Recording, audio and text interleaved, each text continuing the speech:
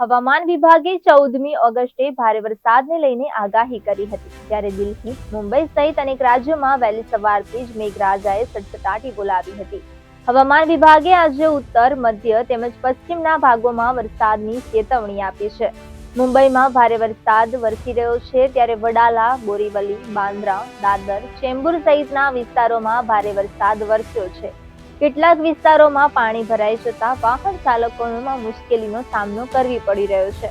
વહેલી સવારે વરસાદ પડતા વાતાવરણ ઠંડુગાર બન્યું છે, ત્યારે કેટલાક વિસ્તારમાં ગોઠણસમાં પાણી ભરાઈ ગયા છે. દિલ્હીના લાજપત નગર, લીધી રોડ સહિત અનેક વિસ્તારોમાં ભારે વરસાદ વરસ્યો છે.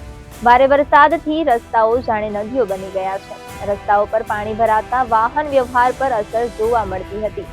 નોંધનીય છે કે દિલ્હી કેટલાક સમયથી બફારાથી લોકો ત્રાહિમામ પોકારી ગયા હતા, જોકે વરસાદને કારણે વાતાવરણમાં ઠંડક થતા રાહત મળી હતી.